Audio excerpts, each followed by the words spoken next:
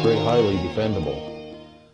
And that was very important because of my belief and the belief of many other people that I have great respect for, that the world is going through a, I'll call it a meltdown. Once the people found out what had been done to them by their representatives, they felt that it would be much better for their health and safety to be somewhere else.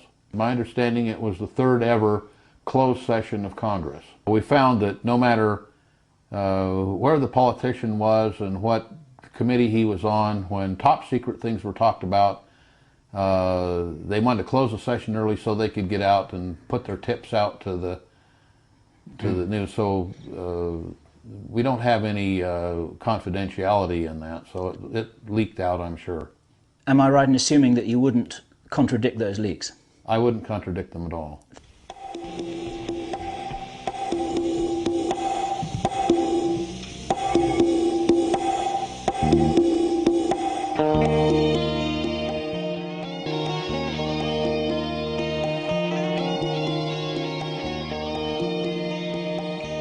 Dr. Pete Peterson, who's a name that not many people will know, but this time. Why is it that you've come forward and you're talking to us now? Well, I think the main reason for that is that I've had a inside insight for many, many years, having been picked up in various programs to do things for the government since I was 13 years old. And being a problem solver, I wish I could say that it was hard work and so forth, but I come from a long line of inventors on both sides of my family tree, and people who graduated from school very early, and were significant in affecting things that affected humanity, a number of them in virtually every kind of field and climate. And I see that the world seems to have gone downhill. I'm aware of many programs to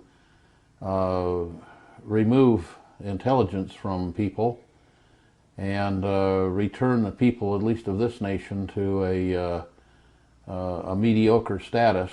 We've watched the school systems deteriorate.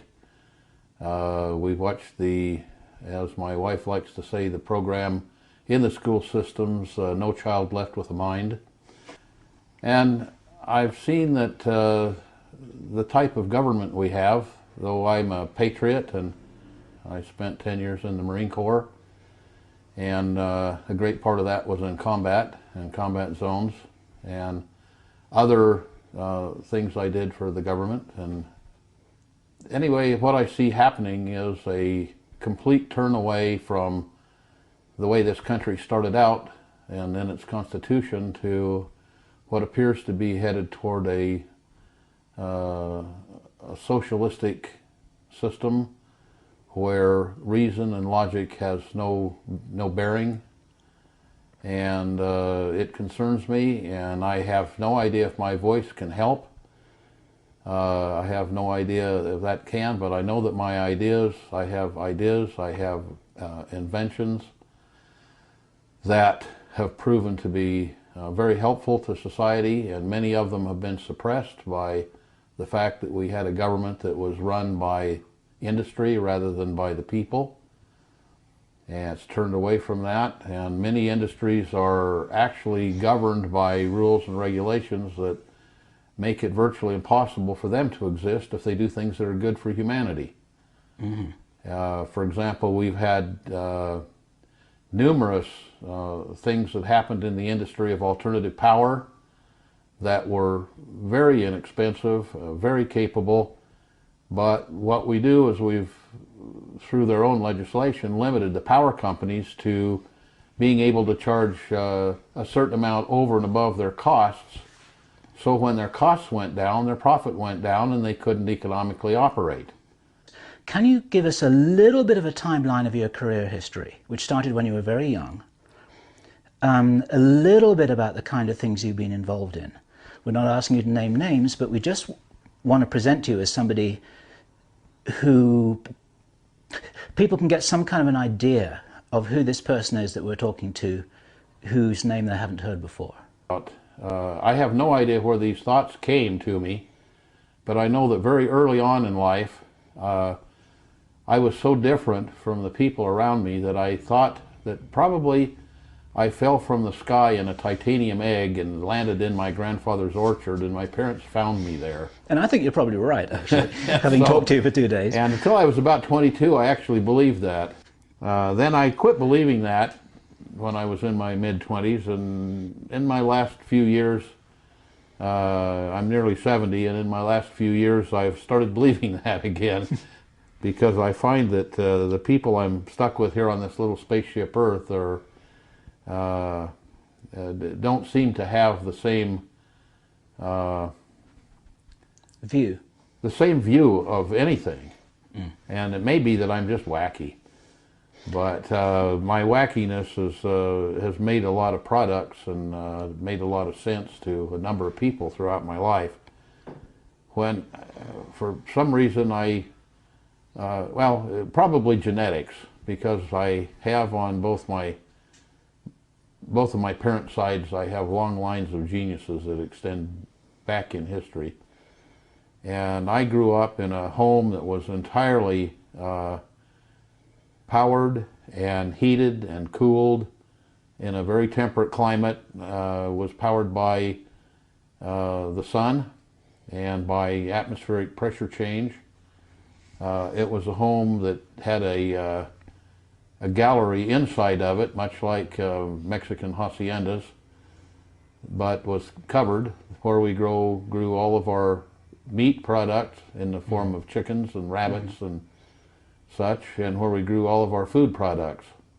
And we drove in cars that my father made and invented, and we lived in homes that my father built out of strange materials that were very highly insulated. My dad was a pioneer in tilt-up concrete buildings, and was an engineer for the military when in my youth through Second World War. And you were handpicked and chosen for a special program when you were as young as 13. Is this Yes, right? I distinguished myself at age 10 by building a number of rockets that held altitude records, world altitude records, and by inventing a material that's used even today to power solid fuel rockets. That material got out of my hands because I'm not a businessman and wasn't a businessman, and freely gave it away, and other people capitalized on it. But I liked explosions, and so early on started building rockets. But we human beings are from E.T. lineage, are we not? My belief is that, I'll give you an example. Radiocarbon dating has become very, very accurate. And we have very good records of cavemen that didn't have a language. They drew some drew pictures, some didn't. We found caves with their tools in them, with the evidences of their civilization, with their making crude tools and things. And there have been a number of spots that those were found, especially in Africa and Europe and the Middle East. And then all of a sudden, over an 80-year period, emerged a civilization that for 3,000 years had the same language and the same religion and the same writing and the same mathematics. And was very, very advanced from things that came afterwards.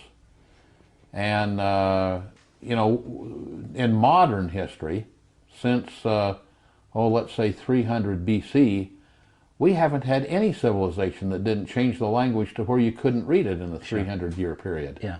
Now, many of the viewers of this video will be aware of the influence on ancient Sumeria, where this fully developed civilization seemed to appear from nowhere. I was just asking whether you can confirm in any way what a lot of people suspect, which is that we actually have been created or engineered by ETs who knew what they were doing and who wanted to create us for special purposes. Well, I don't have absolute proof of that. That's one reason I'm building the laboratory here. But one of the things I did notice in the late 70s and early 80s, I did a lot of medical equipment engineering, and I designed a machine that would read a field that surrounded the human body and could give you a readout on the condition of the organs, organ by organ in the body, and then it could locate or find or even create a medication that would fix it. And one of the things that I found was in the early beginning that machine could pretty accurately come up with diagnosis rate of 50%. And of course I wanted it to be perfect, and spent a number of years finding out that the reason that I didn't get over 50% was because a lot of people had genetic errors in their genetic system, and as a result of that they had disease processes that were based on those genetic errors.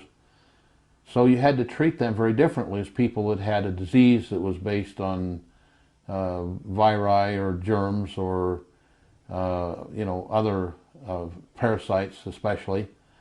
And so I finally got it to where about 70 to 75% of the diagnoses appeared correct, and the selection of medication treatment appeared correct.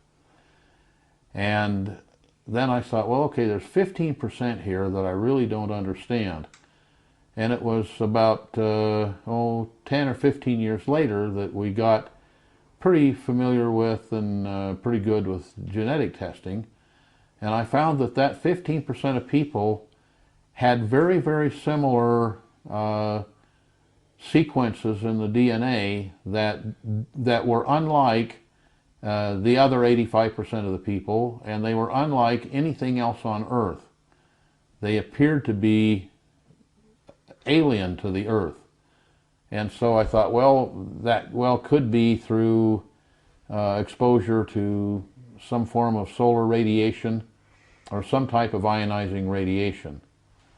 And so we looked at people that lived in areas that had natural radioactive compounds, like the areas in southern Utah where a lot of the carnotite and other uranium-bearing ores were mined, and people that spent time there, people that were in fallout zones of nuclear testing at the Nuclear Test Center in Nevada.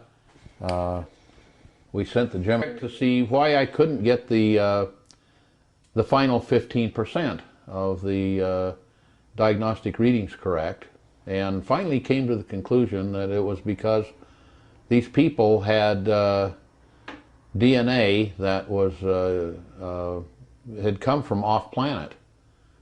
And that led me to think, well, if that's the case, there must be some kind of historical record.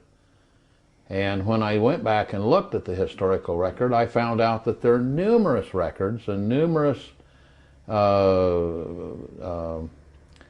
archaeological evidence that we were visited by people from off-planet. Mm-hmm. And very probably, in my opinion, not only off-planet, but extraterrestrial or extra solar system type of visitors. And you know, there's so many different people that claim having seen such things, that they existed, seen such peoples. There are several broad categories of such aliens. A small percentage of those could be attributed to anything from paranoia to just tall tales or whatever. But when you have as many as there are, all the way down through all of recorded history, leads one to believe that it probably was very, very true that such things existed. And as an example, anyone who wants to find something from the past, read Ezekiel in the Bible. Yeah. In the course of your work, have you encountered any documentation about the existence of our relationship with creatures like this? I have. Most of them I can't talk about. Sure. But yes, I've seen things written by scientists that I have very high respect for. Some were teachers of mine. Some were people that I worked with scientifically in other fields. And there were casual conversations about such things. And that's why I have the beliefs that I have, that we have extraterrestrial DNA in our bodies. And some of us do. It's rather interesting to note that there's been a lot of supposition about various programs to reprogram people's minds, to throw their thinking off, to cause them to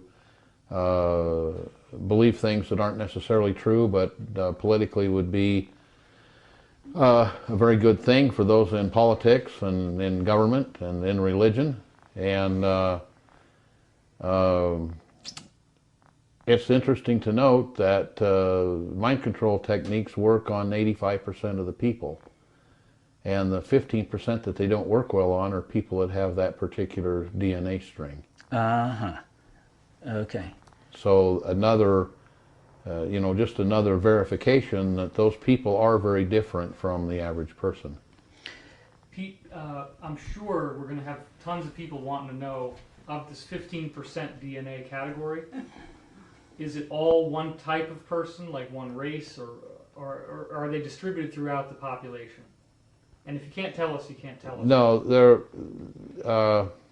they obviously run in family trees, along family tree lines or family lines, but they're pretty well distributed throughout all different cultures and races. Thank you. I thought that was the case. And which again would be, to me, a confirmation that they probably did happen, because why would someone come and select just one race or one family line? So this is black and white and Right. red and Amerindian Red and yellow everything. and green and blue and whatever. Yep. How about your DNA? Are you one of those? As far as I know, I am. We probably all are in this room. And we probably all are in this room, as a matter of fact. I've found that as the last 10 or 12 years have progressed, I've noticed that many people, when I talk to about things that I know that are a fact in both science, mathematics, and in history, as well as in my belief system, I talk to certain people, and the 85% that I don't seem to have a medical problem with, i.e. the ones that have quote-unquote normal human DNA. I don't seem to understand what you're talking about. When I talk to them, it used to be that they would call me crazy, or it used to be that they'd be really interested and want to learn about it. But nowadays, when you talk to those people, when you're done talking, they don't say, "That's crazy, you're crazy, I don't believe it." They come back into consciousness and start talking like you'd never said a word. Yeah, interesting.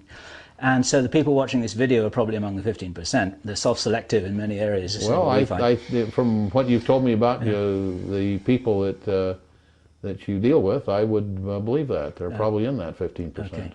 Okay. You've dealt with mind control in some ways, in some fashions, and you know something about the mind, clearly, and about this information field, and I'm wondering if there's something within the information field and or the mind-body interaction that can be set up to protect oneself against, let's say, mind control devices such as the digital television that is now projecting, able to communicate with people in their houses and so on and so forth? Well, that's an assumption. They're designed specifically. As an example, in the probably 80s, the Russians had a thing that was, because it sounded like a woodpecker on a shortwave radio, it was called the woodpecker. And they had 3 large locations that were transmitting probably several million watts per location. And they were phased in a particular area so they could move where the peak of that electromagnetic wave would fall. And it turns out that one of the places here they had it fall was in a town called Eugene, Oregon. And people there were getting sunburns while they slept at night. And they were getting headaches, and they were having birth defects and so forth. And the woodpecker had a very strong signal there, and a highly interfering signal. And it was at a psychoactive frequency, so that it would disrupt the appropriate thinking capabilities of the brain. This is all documented, by the way, on the net. Oh yeah, it's all documented on the net. And there were also, a good friend of mine was a man who discovered that they were bombarding the Moscow embassy with microwaves that had much the same frequency content. So there was a fellow that designed a little device that you could wear under the collar, which was provided to all of our personnel that we needed to make sure had clear thinking, that they could carry with them, and it would send a signal, a close-by signal, remembering that electromagnetic waves decrease with the cube of the distance. After a very short distance, the signal is very, very weak. So you put a weak signal near the person and drive their mind into a range of brainwaves that would be benign or even hopefully beneficial. And they found a very simple way to find out what was beneficial, and then a very simple way to tune the device so that it would put those waves out. And they were carried by all types of diplomats and military personnel for So we years can and assume years that and years. the president and various people are using these devices to this I day. would certainly think they would be. I know it would. I know that I carry one around. Okay, and you're saying this person who invented it, you're saying you're not the person who I didn't invented say anything about it. it. Okay. But there's also a technique involved such that one can do it without the device if one learns? Yeah, you can learn to hold your mind pretty much in whatever mode you want. But it has to do with the informational field, is that No, right? it doesn't. It has to do with the electromagnetic field. Oh, really? Yep. So your mind, you use your mind to affect the electromagnetic field? No, you just use your mind to generate its own electromagnetic field at a benign frequency, or even a helpful To counter it is what you're saying. to counteract it. Well, you know, I'll give you an example.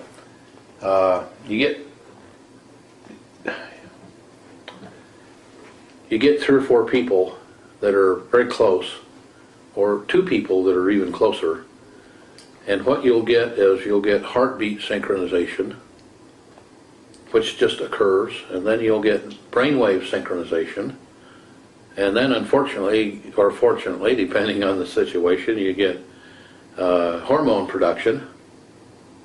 And hormones are very, very powerful messengers. And then you get into trouble, but or not.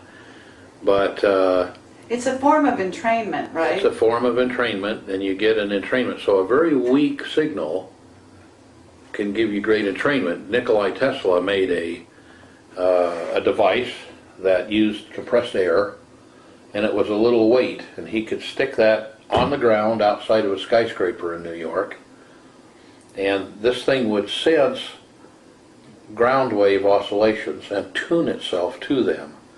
So it'd start out very rapidly and slow down, and then it would find where it was affecting the environment. It would resonate with it.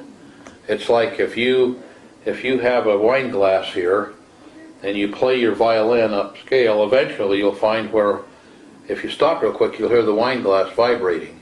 Then if you play that note exactly, pretty soon the wine glass will break, because just a little bit, it's like pushing a swing. If you push a swing in phase, the swing will go way high. If you push it out of phase, it'll stop, it won't go very high, it'll go high and then low, number of things. You want to get it resonant or in phase. So what about the idea that you were telling us about the piece of the heart? You could cut off a piece of the heart and it would actually give it to somebody who would recognize, a doctor, who would recognize it as a part of the brain or have resonance. It would appear to be brain tissue. And this is like a medical fact, right? It's a medical fact. And there's a very good book that anyone who has a child that doesn't read this book should be jailed. I'm serious. It's called The Magical Child by Joseph Chilton Pearce, P-E-A-R-C-E. And he has follow-up books on it. For example, The Magical Child Matures tells you why that no center city fatherless child is ever going to amount to anything, ever. They can't, because their brain doesn't form properly. Really? Yep. A fatherless child. Well, or motherless. An orphan. A child that's raised outside of a normal family environment, let's put it that way. That's much more accurate. And it'll tell you why that can't happen, why they can't really become useful to society. Well, is this the thing you were telling us about the heart, being close to the heart? Part of it, that's part of it. That's just part of it. There are a number of different factors. But one of the things that Pearce writes about in The Magical Child is, for example, that during the first 16 days or so after the amniotic fluid breaks, the child is exposed to electromagnetic field from the mother's heart beating, and that field is modulated by what's in the brain cells in the heart, which are the emotions, and those emotions are transferred to the child. So they thought, well, that may be true, so they went to Europe, where a lot of women have their children raised by wet nurses who nurse them on their breast, and they find out that the child takes on the emotional content of the wet nurse. Or children who are raised without a father never get the male emotions from the father, but as compared to the female emotions. It happens in the first 16 days. After that, it's not the greater part of it happens within the first 16 to 18 days. Incredible. And it turns out, for example, the Russians did brilliant and massive research on this, found out that if the child is born underwater in a fluid, remember the child's already in a fluid, it isn't going to hurt him to be underwater for a while. The child's born underwater in a fluid about body temperature and moved up with contact with the mother to the breast, where if you look at how you would naturally hold your arms and nurture a child, the heart of the mother and the heart of the child are going to be right next to each other. The child starts picking things up. If the child is kept in that position for the first 12 to 14 hours, the child usually develops speech by 6 months of age, and is able to stand on their own at 6 months of age. Can you talk about that Russian doctor? I unfortunately, I could if I remember his name. I can't remember his name. Okay. He was brought to the United States, and I can tell you that his techniques were used by Madonna in having her children. I can tell you that her children are some of the most brilliant children on the face of the earth because of that. I know that she worked for using those techniques for a year to a year and a half before they were conceived, just to become ready. And could well be privileged information, but it leaked out to me.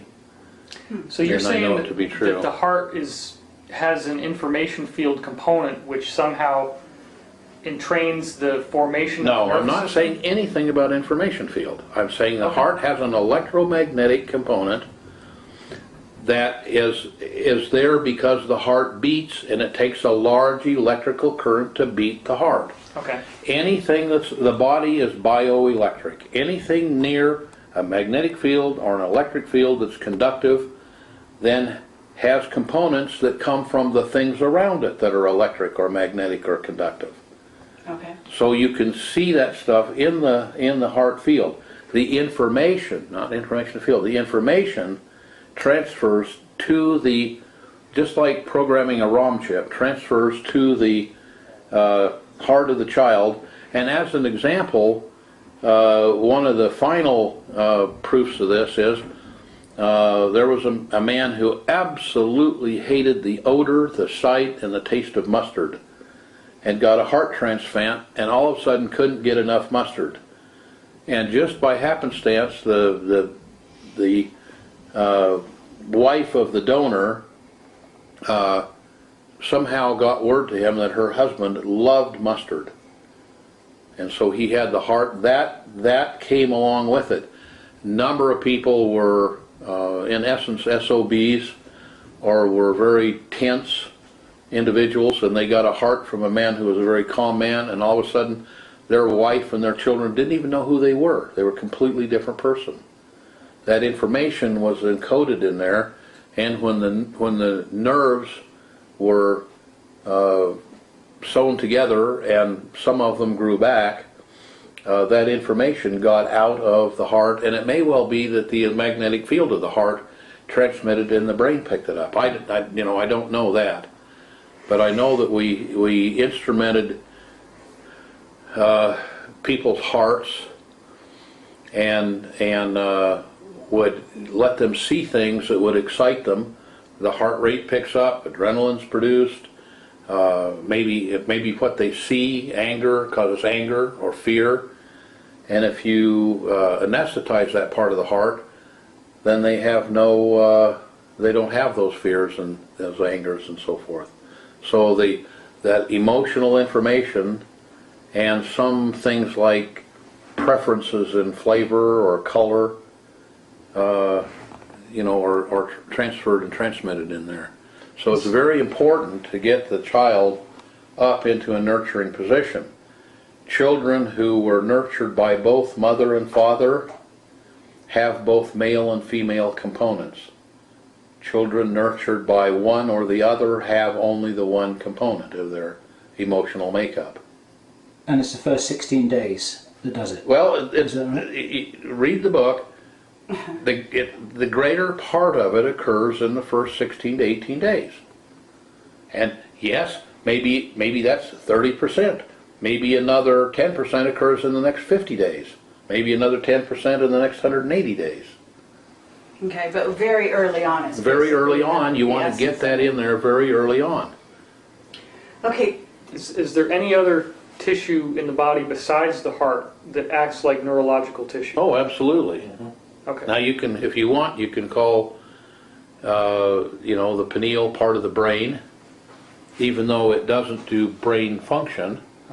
It's part of the brain.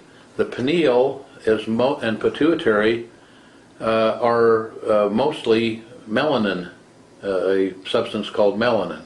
Melanin, a type of melanin, makes the skin pigment, but they're a slightly different kind of melanin. And in my research, have found that the melanin in the pineal, which in Eastern medicine is the third eye, the seat of the third eye, is very, very, very good at picking up informational signals and adding a time content to them, thus subtracting a non-time content. And so it's always been attributed to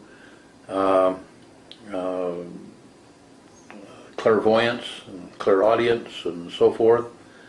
Those are signals that are taken out of a signal that appears to be everywhere, every when. It coheres that for the person, and they have certain abilities that they wouldn't have. The Tibetans drill a hole in the front of the forehead with a little rock drill, and then they poke a bamboo skewer in and manipulate the pineal to quote-unquote open the third eye. And what it does is it gives it a hole through the Faraday cage, speaking in science terms, and it makes a sensitivity by making a piece of scar tissue that opens up or opens the third eye or opens clairvoyance or clairaudience or remote viewing or remote influencing or a number of different things. Isn't it true that fluoride deadens or hardens the pineal gland? Absolutely. And But what it since we have mostly fluoride hardens, so I mean, that's well known. Slows down the I have, the arteries. yes, it'll do, yeah, it closes down the arteries. So there are many ways to sterilize water other than chlorine and fluorine. There are many ways, for example, we say, well, we use chlorine for tooth decay. You have a whole fleet of boats up and down the west coast of the United States and the east coast of the United States that can't fish anymore because we've killed all the fish, except there are bottom feeders called, I won't tell you the name of the fish, but there are bottom feeders. That is a fish that consists of 60% of the weight of the fish is liver, and about 60% of the liver is that particular fish liver oil, which contains a compound called Activator X by Price of the Price Pottinger Foundation of years ago fame. That oil, one drop put in a slice of bread eaten daily, and you have no caries whatsoever. There's no tooth decay. It eliminates tooth decay. So, And they did this on thousands and hundreds of thousands of children in Europe after World War II. And likewise, it doesn't. You can guard against hardening of the arteries. Then you don't get the hardening of the arteries from the fluoride or the chloride. Now, what happened was, and this is, you know, I'll take I'll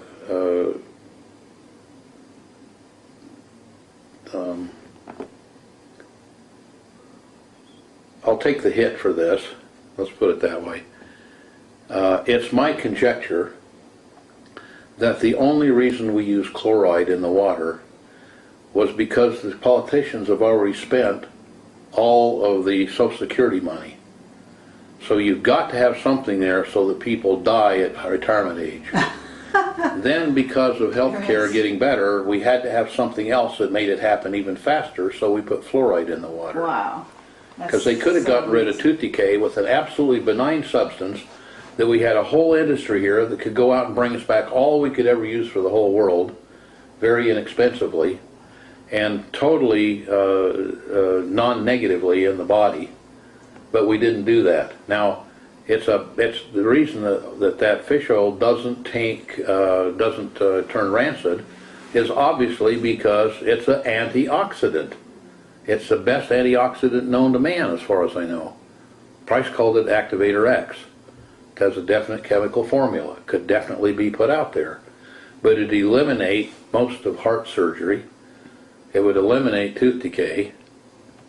So it's not put out there because that isn't efficient in our system, in our capitalistic system. When you Well, say you're price, talking worldwide though as well, right? Yeah, it'd be worldwide. I mean, like I say, we did it in Europe after World War II for years. when But you we say took that Activator X, by the way, was taken. There's a small amount of it in wheat germ oil. Okay, now, Pete, one of the questions I had for you is that you had mentioned before that you didn't like the term consciousness field, and you would prefer the term information field. And I was wondering if you could explain why that distinction was made in your discussion. Because to me, the consciousness field deals with consciousness, and the information field is mostly unconscious. I'd like to double click on that and get more information on that link. Well, the information field holds everything in the known universe. And there's consciousness. Each person has their own consciousness and their own consciousness field. It's like it's one of the characteristics of individuality, or I'll say information field. It's one of the characteristics of the information field that I think the best English word for it is soul or spirit.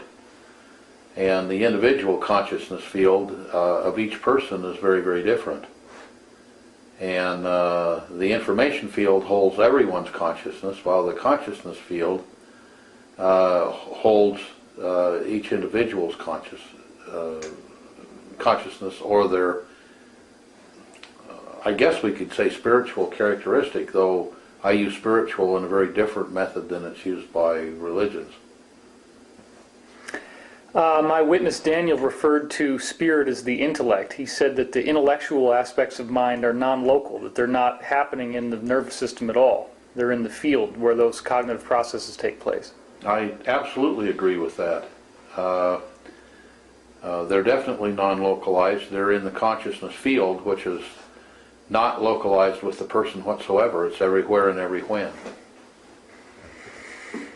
It's not a device. It's not a part of the neural or even non-neural anatomy. It's a field. It's like a magnetic field or an electric field in some respects, in the respects of a field, but it's non-local, even though it appears to be somewhat centered around the actual individual. It may be what some people call the aura, but it also has tentacles, if you would, that extend through time and space to infinity. There's a Russian scientist named Budakovsky who takes a holographic photograph of a healthy raspberry plant, shines that light into a raspberry tumor, and the tumor cells rearrange into healthy raspberry cells and it grows a new plant. Are you familiar with anything like that? Well, I am. I wasn't aware of that experiment and would very much like to be, because I'm looking for things that I can instrument and observe to try to come to some conclusions, but that to me would be a necessity that things be that way. Right. And for example, one thing I found in human medicine, for example, I've come to the conclusion and feel I can prove that to any competent neuroanatomist that the DNA is merely a factory that generates the physical part of the body. The DNA gets its information from the informational field and how to do that. So you find that the informational field is eternal and holds the spirit or the being or the information of the person in perfection. Whereas the perfection then runs through the factory. If the factory is missing the thing that puts the wheels on, the wheels are going to fall off, if you would.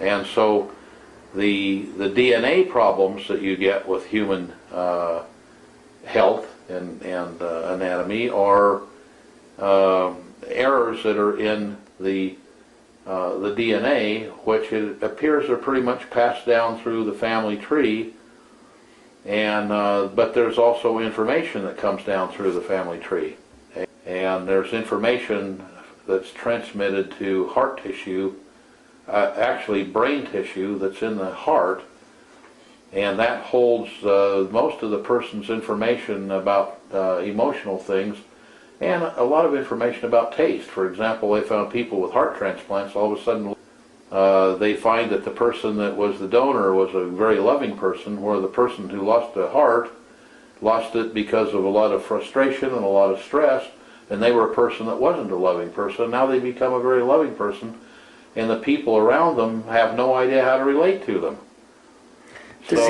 Does each person have the same degree of contact with this information field or consciousness field? I would doubt that they do, because they're all individual.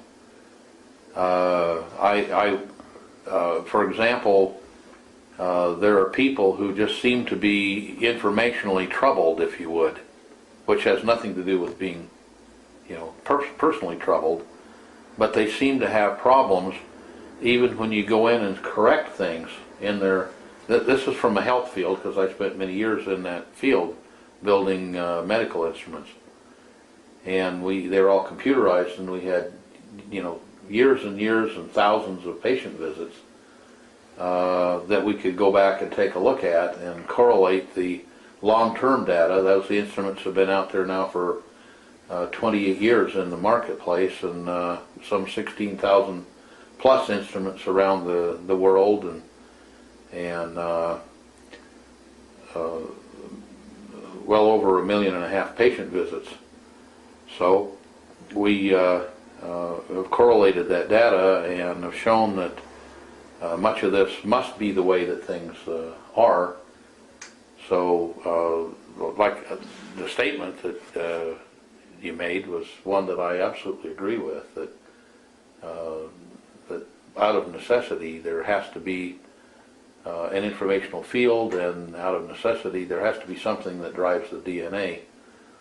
And then we find now we've done some experiments showing that we can generate this field around the body, and the body will act as if the DNA were perfect. If they had a genetic disease, the genetic disease goes away.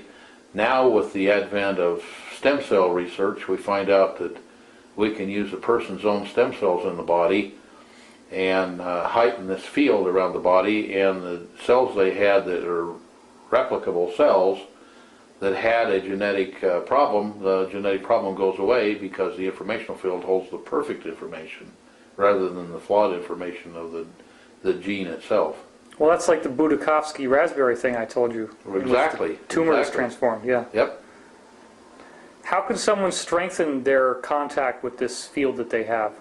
Do you have any exercises or ways, technology perhaps, anything that they could do? I have technology that could do that, and that's one of the products that I intend to come out with once we get the laboratory and factory completely built. Well, that's tantalizing. Well, I mean, what what have you done? Well, What could you do? What could it do for someone? we'll know that once we get it done and do the testing on it.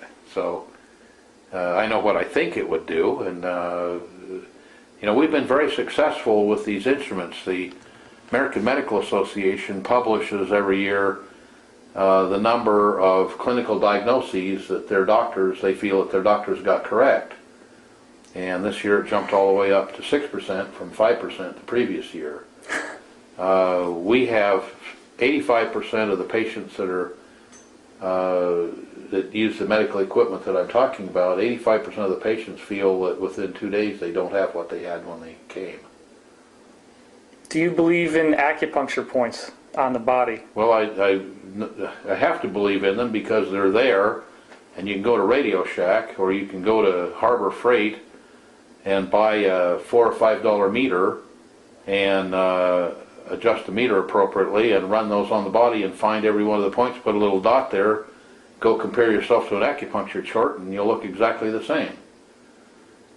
And I did find out how the acupuncture system works. There have been a number of people that postulated it, but they didn't show that it worked. And I worked with Dr. Jean-Claude Duras at the French Institute of Science. He's a very famous acupuncturist. He taught the Chinese acupuncture. They did away with acupuncture in the 20s and made it illegal, even though it was practiced down every alley. And then during the Cultural Revolution, they brought it back. And the reason for that was they had a huge plague, and acupuncture wouldn't cure the plague, but penicillin would. So the French missionaries brought in penicillin, and so they did away with acupuncture and went with penicillin. But acupuncture has its definite uses, as does the sister of acupuncture, which is Chinese herbal medicine. And it makes sense. If you put certain chemicals in the body and certain precursors, you're going to get certain chemical reactions out of the body. So anyway, the acupuncture system is very interesting. What we did is we injected radioactive potassium into each acupuncture point while the person was under a high-speed CAT scan machine, and we found that the radioactivity moved directly to the organ associated with that point for the 3,300 years that the Neijing has been around talking about it, and for the 6,200 years that Ayurvedic medicine has been talking about it.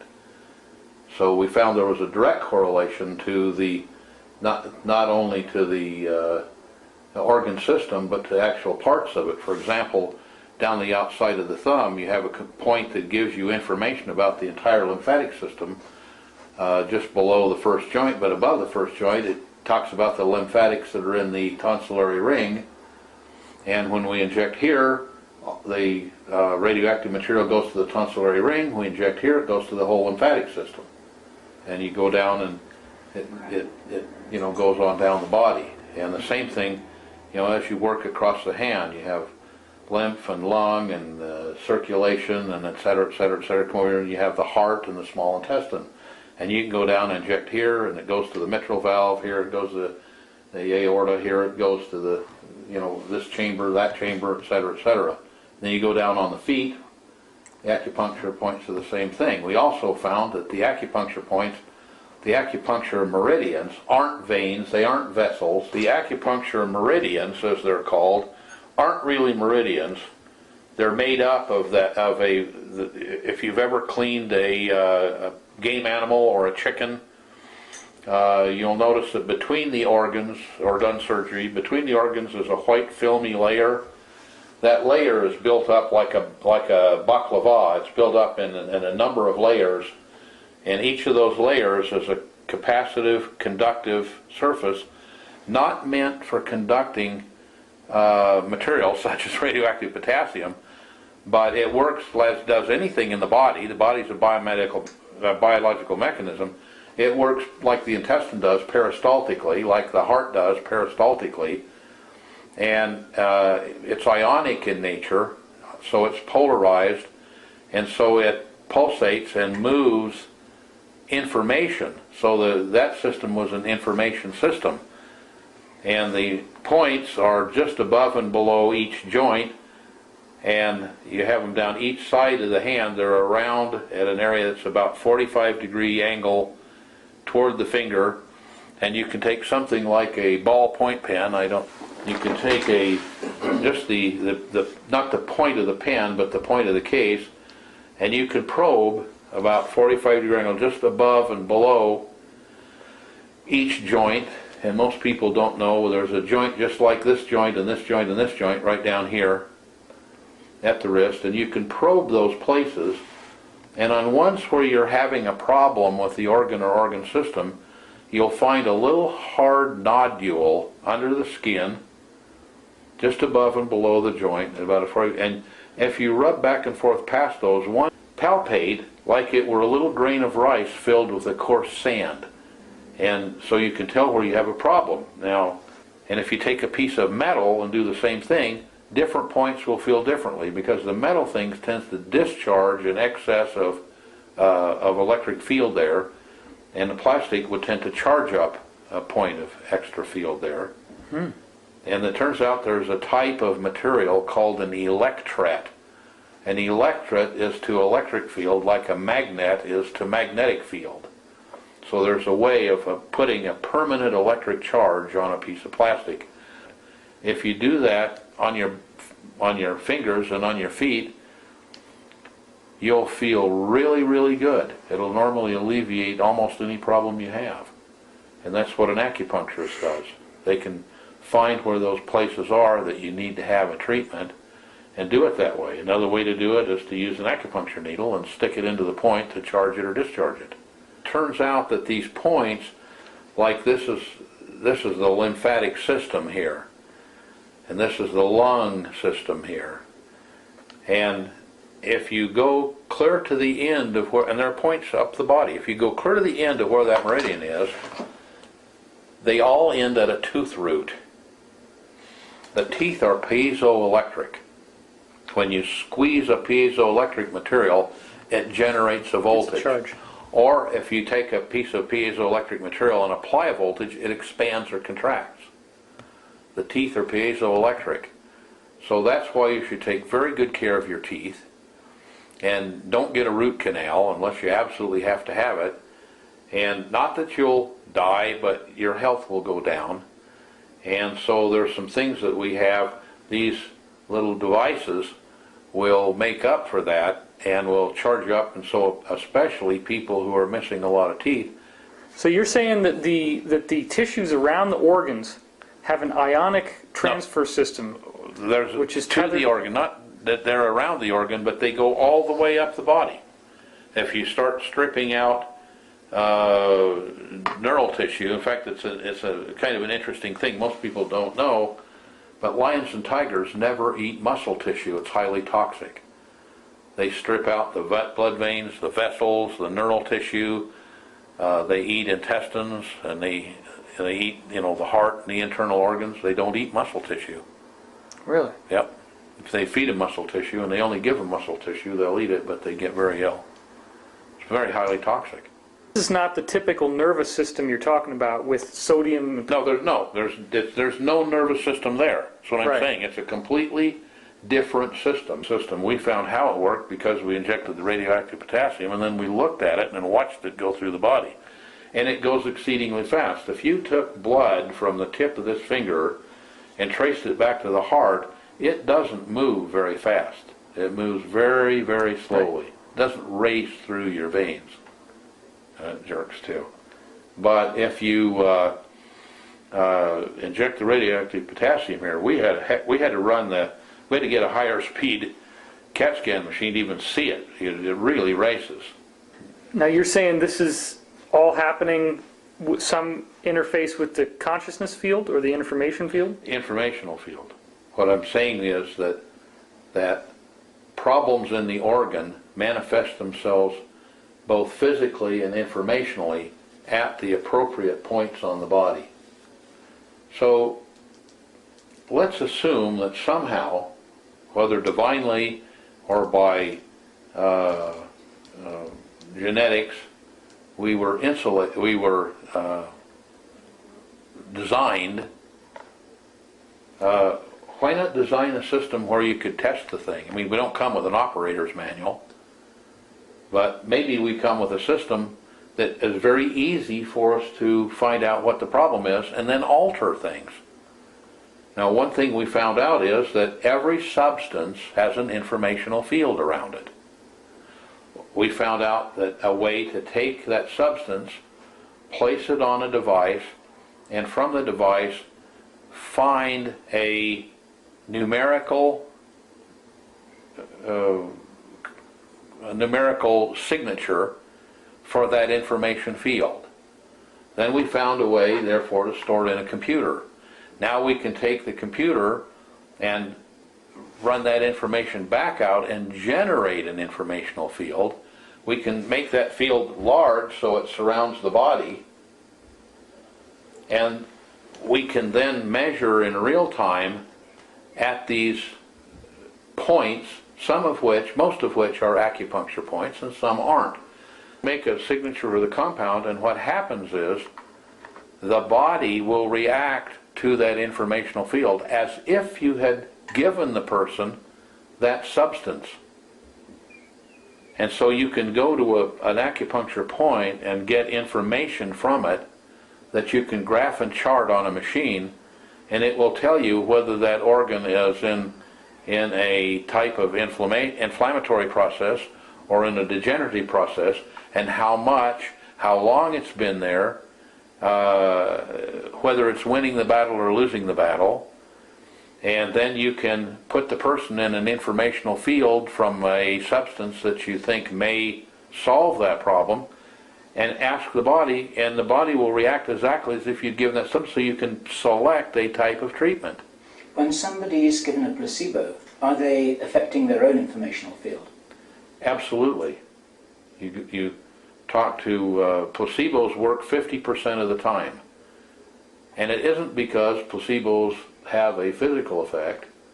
They have a mental effect in some instances, and they have an informational effect in some instances. So you should be able to affect your own informational field. So, yes, people ask me when I built these very complex computerized machines that do the diagnosis and selection of treatment, they ask me, what's your goal for this machine? And I said, my goal is when the doctor throws the thing in the Dipsy dumpster and just does it. And that can be done. However, the machine takes away his emotional state and his emotional interference with it, and the patient's emotional state and the patient's emotional characteristics with it. But one of the machines that I want to come out with in the future is one that's a biofeedback device that allows the patient to put himself in an informational or mental state that affects the problem with the body. And it can be done. It's easily be done.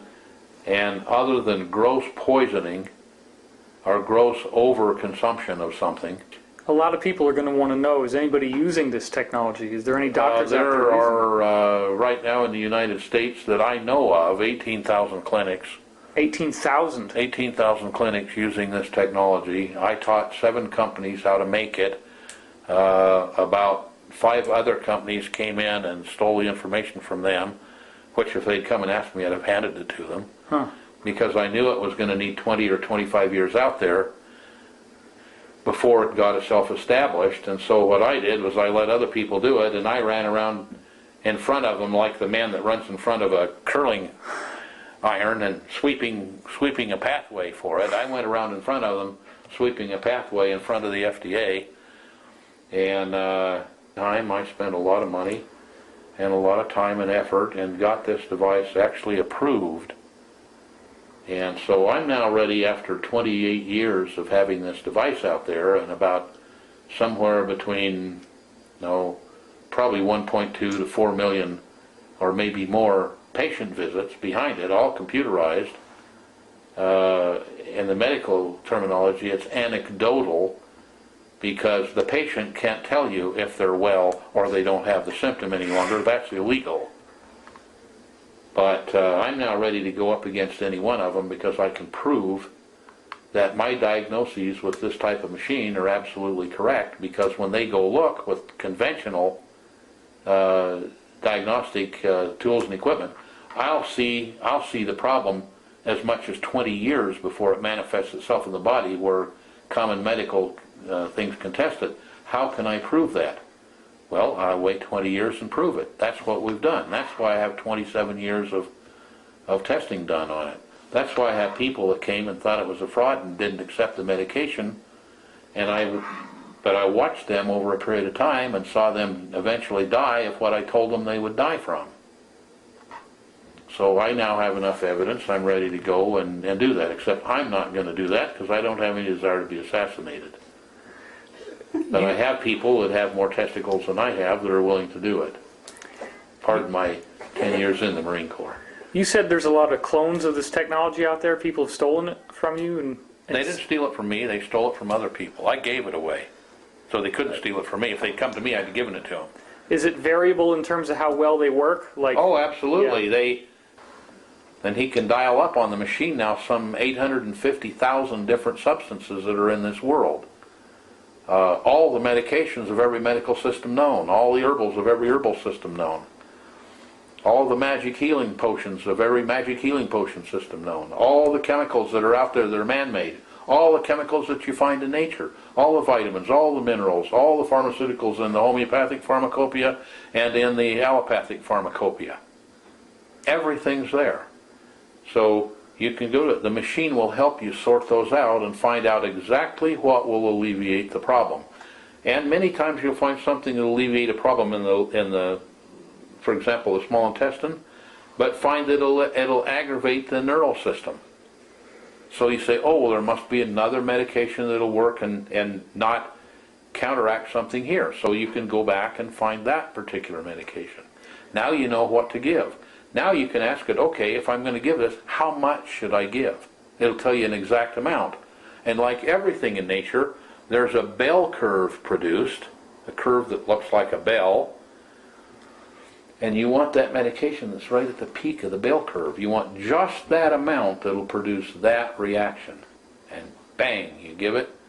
And many times when we give the medications to a patient, they'll bounce up and down like they were at Disneyland on Mr. Toad's Wild Ride. And all of a sudden they go, oh, I've had that pain for 20 years and now it's gone. Did we heal them? No. Did we cure them? No. Why do I say no? Because it's against the law. Did they believe they were healed? Yes. Did they believe they were cured? Yes. What makes the difference? Again, I'm building a laboratory and a factory where I will produce these. And instead of having to do like you have to do today, to pay between $12,000 and $50,000 for one of the machines, I've got one that's built in a fountain pen, and we'll probably sell it for around $99. Wow. But there are similar healing modalities in existence. Which is there are some that work beautifully. Radionics. But yeah, there are radionics machines that. I'm not saying it's the same. I'm just saying that it's something that works. Yeah, works very well. Oh, works very well, and it works with the. Yes, exactly right. It works through the informational field. But people can also, as you said, massage these points on their hand. Best medical machine ever invented were these two little things we call acucombs that you just rub your points with and get well. Is there a way people could build those on their own? They probably could as soon as they saw one, but it's easier and cheaper to buy one for me because I've paid thousands of dollars for the tooling, and they stamp them out like me. You can find out how you'll react to any food. One of the best things is that anything that goes into the body, you say, how do my organs react to that?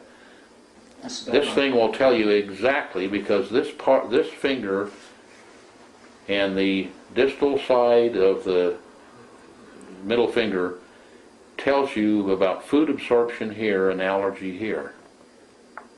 And it will tell you whether you have an allergic dispensation toward that medicine. It'll tell you that anesthetic. It'll tell you how your body will react to it. How does it tell you? By making an indication. What? There's an indication on a meter and on a chart.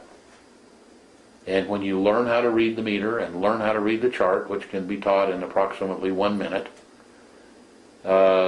you can tell whether you're going to have an allergic reaction or not. Another thing we found was out of an major university's animal husbandry department, we found that there are 33 substances that all humans and all animals are allergic to. And we found out that we can measure here, and we can find out exactly, if you have allergies, exactly what you're allergic to. And then we can take that material and prepare it homeopathically and give you a couple drops under the tongue, and that allergy will disappear entirely. And then after a period of time, it may come back, and we'll find that you need a homeopathic remedy of a different, what they call potency or strength. And then you take that. And sometimes it takes you 3 or 4 days to chase this thing around and find out exactly what you need. But eventually you'll get to an end point, and you won't have that allergy. And as far as I know, when we've tested people now for 28 years, nobody's ever had an allergy come back. Wow. And we're dealing strictly with an informational system here that modern science refuses to do, but it doesn't seem to make much difference to those people who had allergies and don't, that modern science doesn't like it. It doesn't fit their paradigm, which is wrong. I just want to say on camera here that what we are very clear about, having spent quite some time talking with you, that you're not trying to get rich through any of this. You want to make this technology available. I have no need to make any money. The only reason I want to build the things is so they're built right, because that lets the doctor do the treatment for much less, or the diagnoses for much less money. And remember, the doctor only uses us to help him in making his diagnoses. Diagnoses can't be made by a machine, only made by a doctor. Yeah. And that's why in the beginning we only sold them to card-carrying AMA, card-carrying MDs. Then we sold a few to chiropractors. We sold a few of them to osteopaths, a few of them to naturopaths. And then 18 years ago, there were about 350 veterinarians using them. And they were working perfectly. They could find out what problems animals had and how to solve the problem. Point in my life that the only thing I can do now to make my life worthwhile is to share the wisdom that I've obtained as a stone rolling through this interesting experience of life on Earth. Been involved with trying to build flying saucers. You usually found that flying saucers, if you look at most of the movies, there's always seems to be a robot involved with it.